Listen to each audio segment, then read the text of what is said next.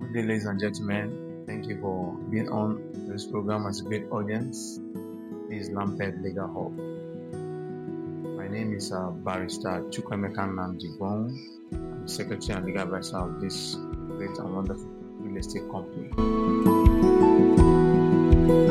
Today, we're going to talk about the processes or the preliminaries of engaging in a land transaction. But basically, the buy aspect of the land transaction, because that's where the majority of the public miss out on it. In terms of land transaction, you don't just go into transactions because a friend bought a property for you, said it's good, it's that, it's this, out of emotions, you rush and pain and all that. Definitely, you end up going to court every day, and that might end up losing your property. So let me quickly run through what you have today.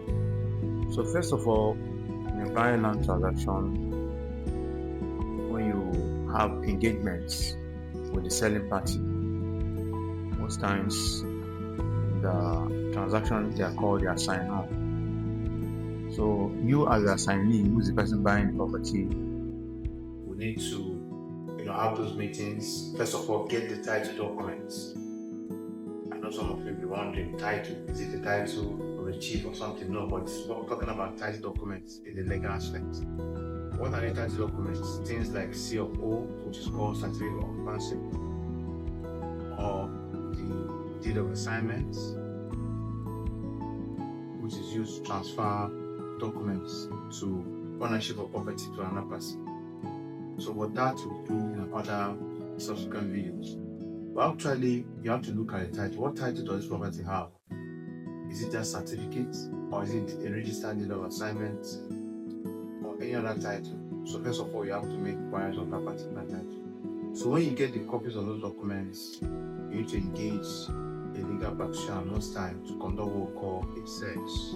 You have to conduct a search. How do you conduct a search? You need to move. You get that lawyer, engage him, he goes to the land registry. Every state operation has a land registry where you make a search to verify exactly the true owner of that land. Yes, the fact that the land is written a particular name on it and the contents are also written in terms of information, you might be surprised by the time you get to the land registry, you have a different thing in the registry. Even sometimes the land might not be even registered. That's why you need to do what we call due diligence, meaning digging deep to know exactly where the root clues are.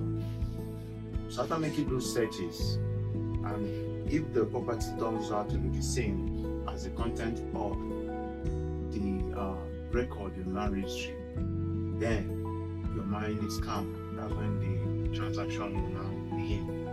Probably the parties will call a meeting.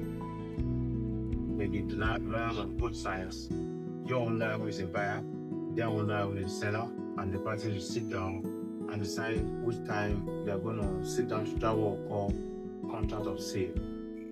Most times, that contract of sale is used in a situation whereby probably there are some postponement in payments, or where there are some other things that need to be done before the particular sale is concluded. Or if the sale is going to be done immediately, maybe the buyers need to sell, the buyer need to decide you want to sell it and want to pay immediately. Then there's no need for contract of sale. You can go through what we call the deed of assignment, which is a document really transferring the ownership of the property. So that now started, let's go into the contract of sale. So that contract of sale is a good document to explain the terms agreed. Probably the buyer say, no, I'm going to pay 3 installments. All those things need to be captured. Or maybe there's something that needs to be done to the property before the property is being transferred to the buyer. So those things will be spelled out in what we call the contract of sale. It's not necessarily an endpoint of a transfer or endpoint of the document transfer used to transfer ownership to the buyer. It's just a document at the middle place, aimed at doing what? Aimed at spelling out the terms and conditions, and it's binding in law in case there's a breach. There's something they call breach of contracts. You can go ahead and enforce that in the court and get your damages. So when that document is done, those steps are spelled out, those steps are done, and everything is in order, then we cannot transfer the contents of that document on the main agreement or the main purpose of that title documents or main purpose of transaction into what we call the deed of assignments. Deed of assignments are most times they are documents used to transfer ownership from one person to another. So let me give you an example now.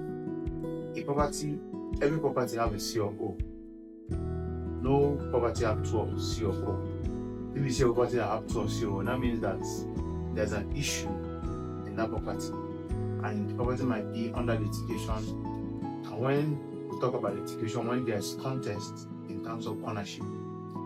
So when you have a C of O, you want to transmit or transfer your title to another person, you use what we call that deed of assignment. And subsequently, as you keep transferring that title documents to another person, you don't get another C of O, you don't apply for another C of O. What you do is to continue with what we call that deed of assignments.